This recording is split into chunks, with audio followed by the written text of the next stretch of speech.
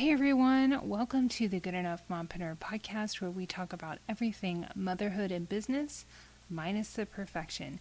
And this week, we're going to talk about identity, learning to stop resisting and start existing.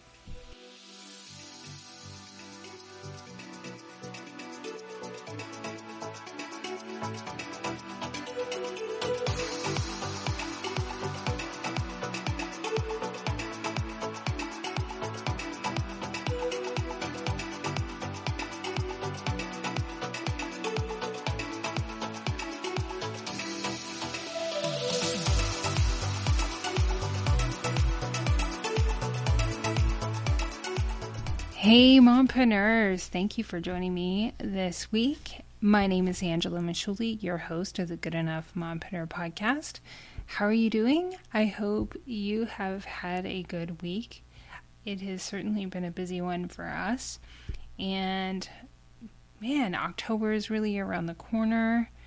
I'm beginning to feel the holidays approaching, which is pretty crazy. And then today I'm recording this on American Business Women's Day. And it's really cool if you look into that holiday. I can leave a link in the show notes about the background of this holiday, which was started in post-World War II times. It's really interesting that even then, when it was not even common to have women in the workplace, that a day like today was created to help support diversity in business. And you know, it's really amazing when you look at the millions of female entrepreneurs in the country and worldwide. It's really touching to think that you're part of that as an entrepreneur, a female entrepreneur. And there's, you know, a section of that are mompreneurs. And there's certainly a kinship. Anytime I talk to a mom who's also an entrepreneur, you know, you just get it. You get what it's like and how difficult it is to juggle having a family and also running a business. So kudos to you. I applaud all of the female entrepreneurs out there today. I'm just super honored to be among so many talented women who are just really changing things in our country and certainly globally. So this week's episode is counterpart to last week's episode where I talked about living on autopilot.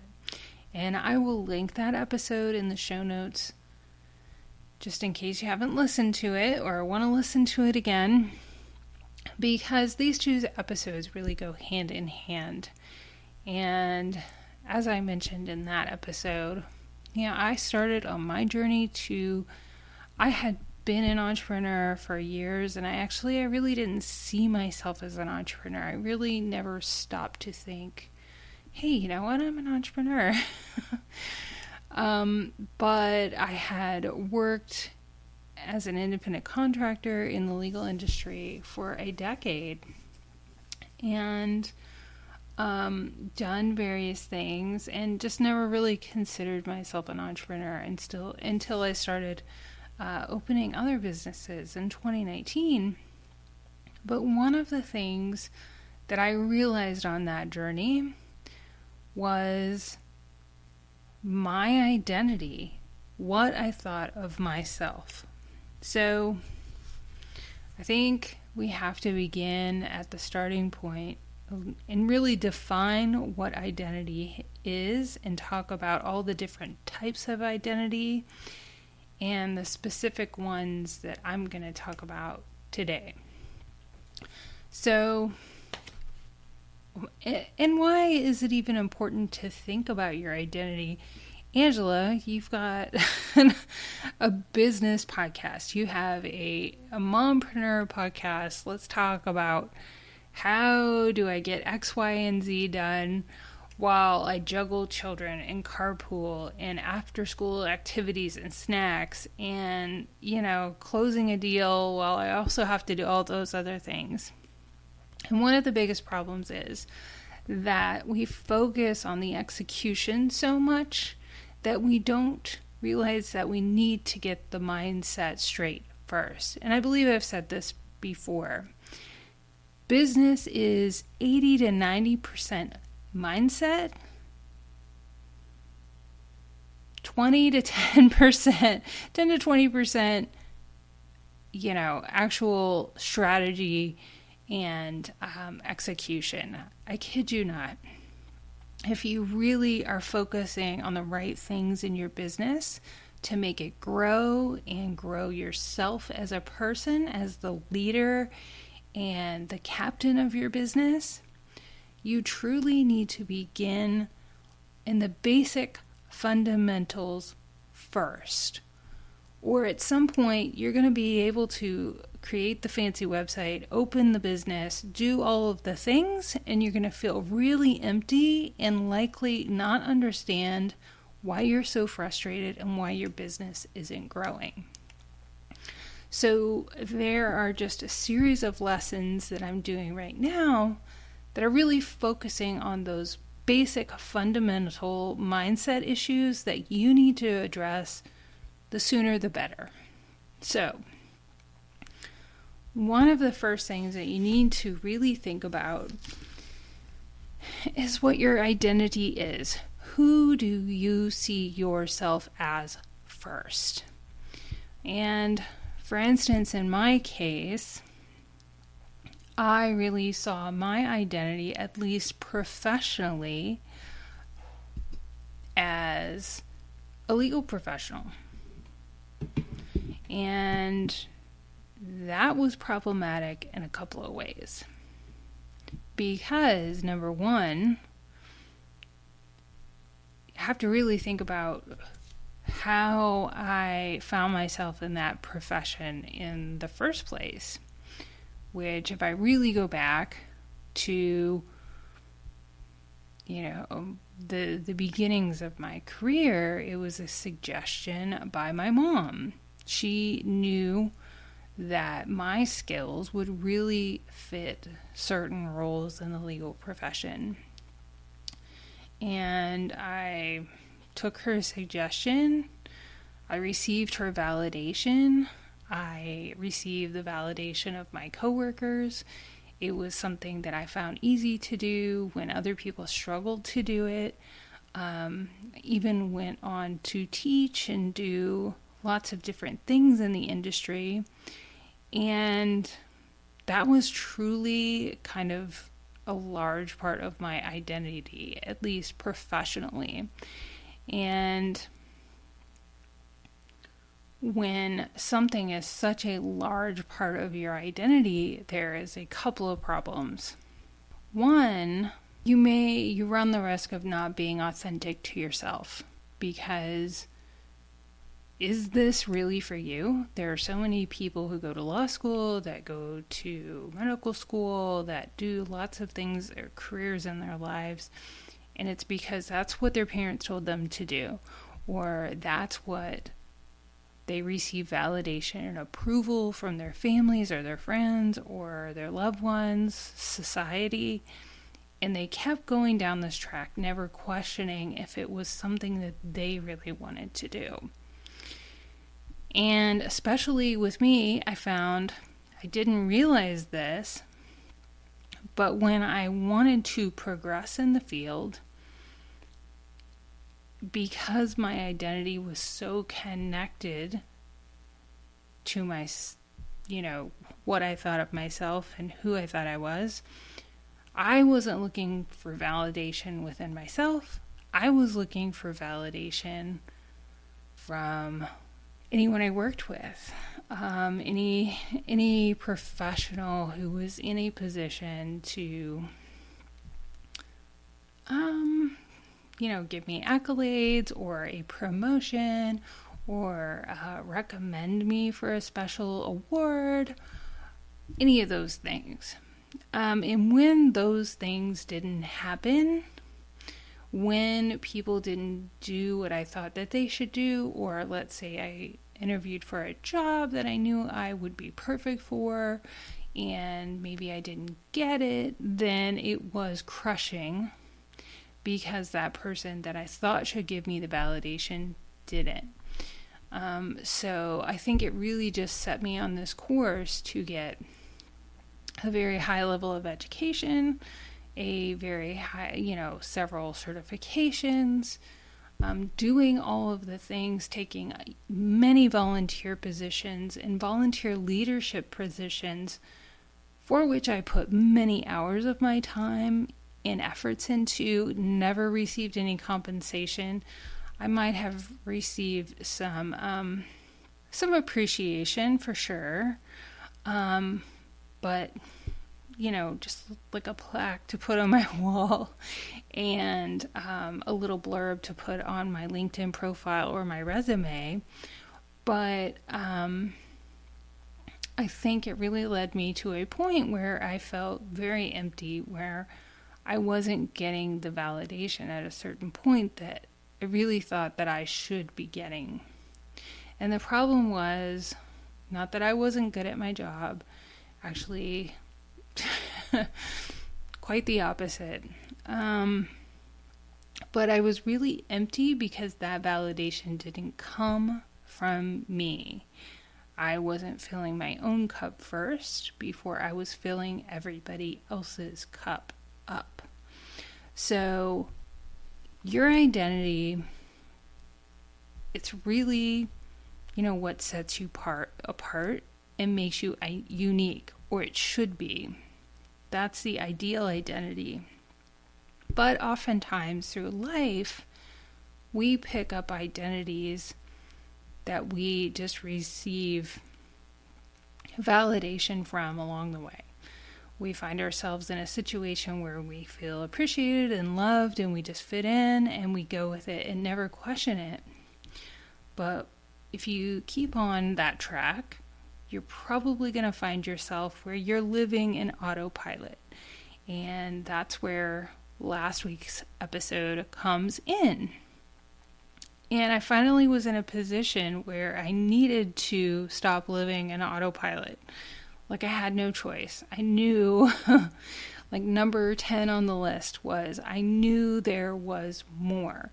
I knew I had more to offer. People were not recognizing me. I was waiting for an opportunity for somebody like, pick me, let me demonstrate to you what I was going or capable of doing. And that was just silly. I just, now that I think about it, I wanted an opportunity to lead. I wanted an opportunity to demonstrate my abilities. But I had to sell myself first, quite honestly. So that really led to a moment where I knew I had to make a decision to take a different direction career-wise. And a lot of things came together at one point that kind of forced my hand. I had to make the decision just because of my family life. But it was one of the most difficult things I've ever done, to walk away from a client that I had a great relationship with. And it was very difficult for me to then start anew with some new projects and with a new identity. And really, it just stripped away everything and allowed me to begin the process of rebuilding myself and really getting in touch with who I authentically am, to be able to offer that, to serve to my clients, to be able to help other mompreneurs find that same authentic self, to be able to create their businesses and their life and their family life around who they really are, instead of constantly trying to do what they think everybody else wants them to do. So I that's a lot of information right there, and I've been recording for about 15 minutes. But that is a whole scenario that at one time in my life I never ever imagined playing out, but it did. And I kind of hit bottom in a way with my identity and started putting the pieces back together, finding what I like to do and how I like to do things, and really what my strengths are. I am just like a natural born leader. But one of the things that I really struggled with was, especially in the legal industry, I had been consistently shown women who were very aggressive, and I didn't think, that's just not who I am. I didn't think that I could be a respected leader or even a leader of a business or anything else and not also have those aggressive traits. It sounds crazy, but the stories that we tell ourselves are crazy. And it's really not we're telling ourselves. You have to begin to understand how our brain works, in that your ego is consistently in the process of trying to protect you, and 90% or more of our thoughts are just on autopilot from everything we've gone through our lives, and that's where I was at. And I really don't want to see other moms, women go through that, because it's really important that you stop and think about the story you're telling yourself about who you are. Stop and think about your identity. And I just listened to a TED Talk by America Ferrara, and I'm going to link it in the show notes. And she called it, and one of the last lines in her talk was, stop resisting to start existing. And that's exactly what it is. It's like we use all of these different messages from all of the experiences in our life to resist or hide or not be the authentic person that you're supposed to be. Because that true authentic person is your superpower. And that is exactly what she talks about in her TED Talk. So it's definitely a great listen. And so let's just talk about for a minute some of the different identities that we can have.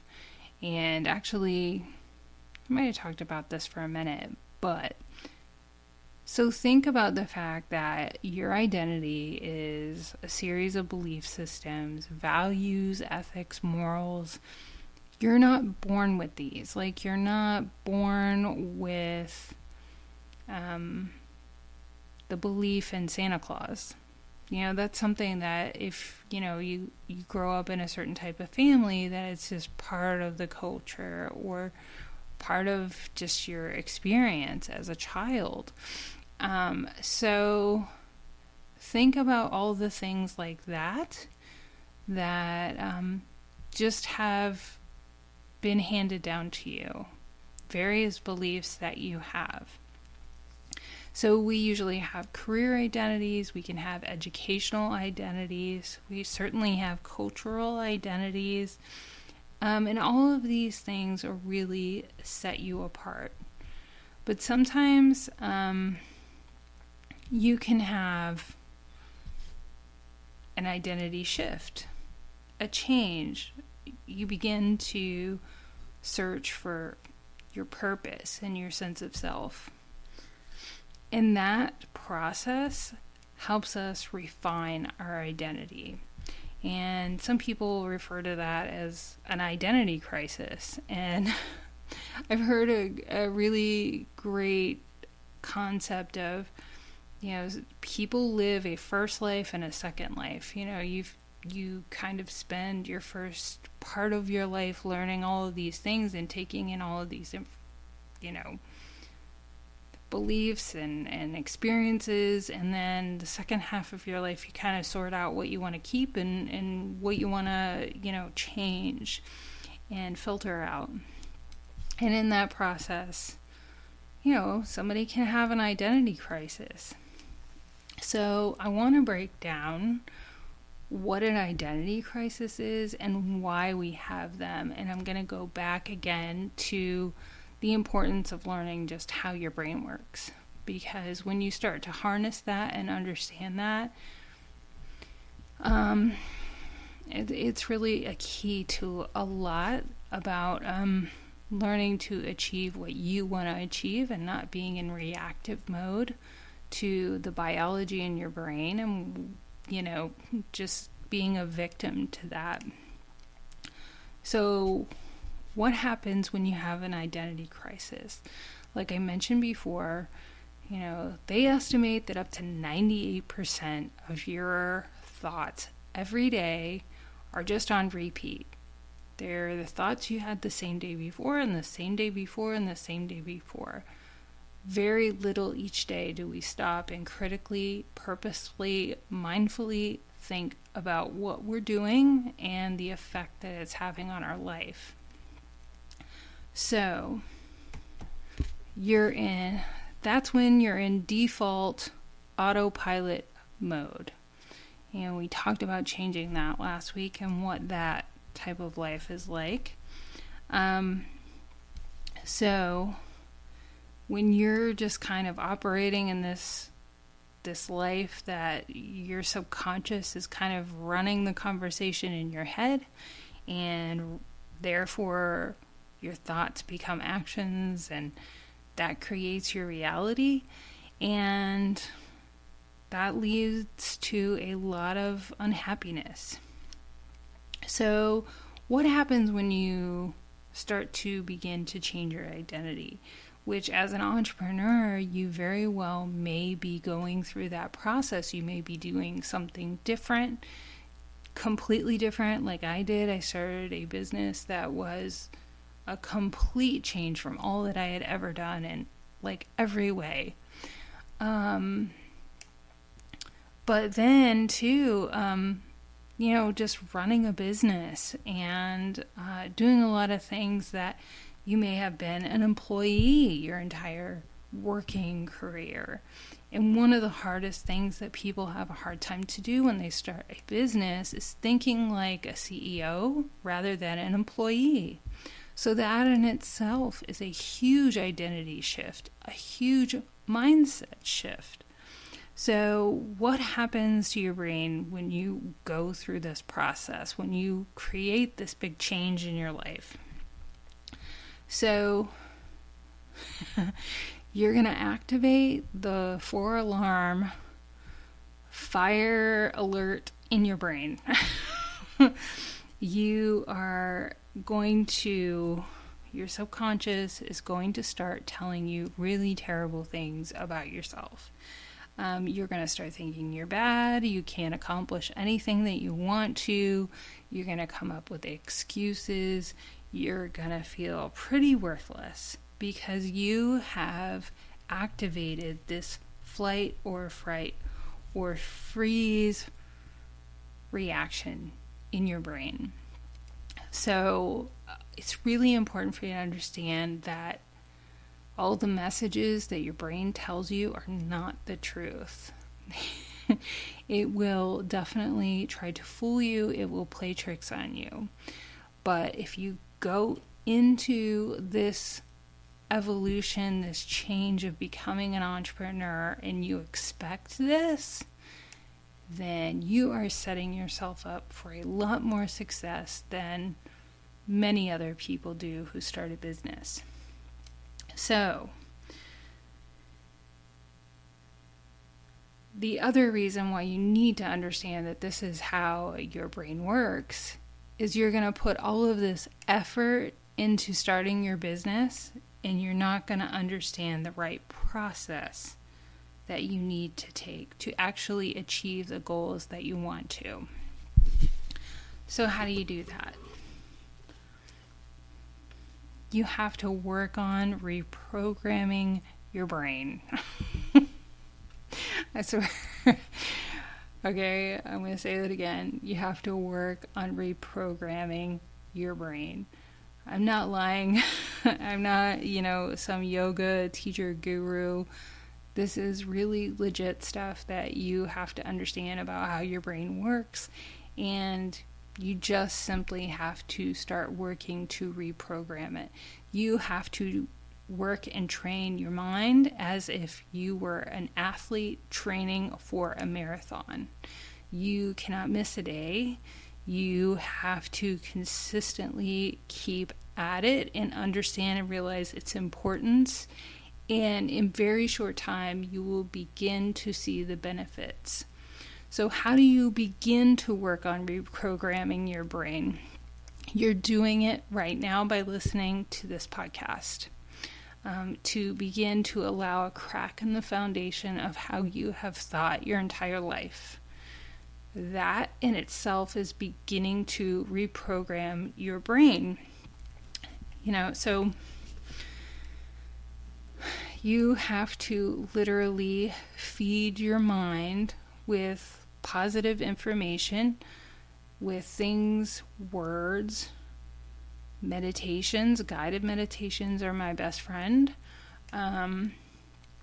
Affirmations. You have to actively work on changing the beliefs that you have. You have to actively work on changing the story, the tape that is on repeat in your head. The negative one has to be replaced with a positive one. As corny as that sounds, as cliche as that might sound, that is exactly what you have to intend to do.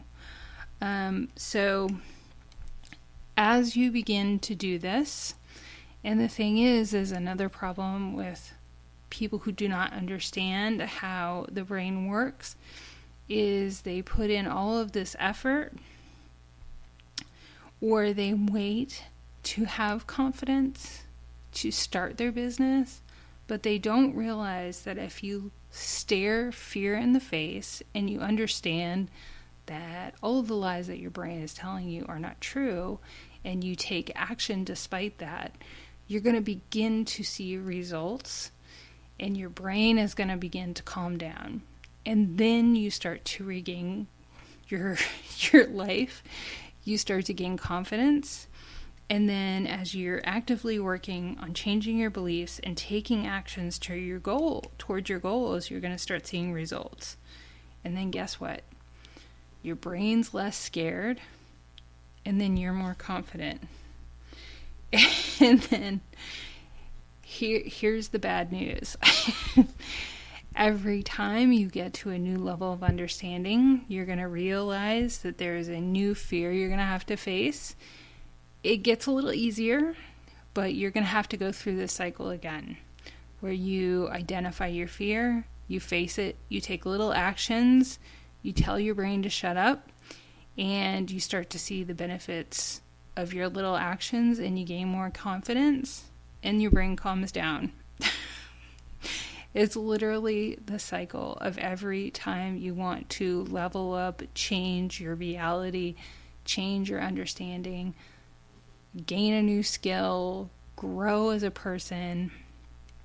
All of those things that probably are in the horizon of your goals, that is exactly the steps that you have to take. So if you are feeling frustrated, if you're feeling depressed and stagnant, we don't usually make a change in our lives unless there is some level of pain, some level of something that's going to force our hand, because our brain just lives in that comfort zone. And if you try to move out of that comfort zone, then it's gonna just start telling you bad things again. So you have to put yourself in a position where you begin to motivate your own self to change your behavior, to begin to take little actions despite the fear, to see results, and literally change your brain chemistry. I know, it's a ton of information. I'm not a neuroscientist, I'm not a neurologist. I've just figured out a few things in this process that are fundamentally important as an entrepreneur, as a mompreneur, that you have to understand to grow and be successful. So,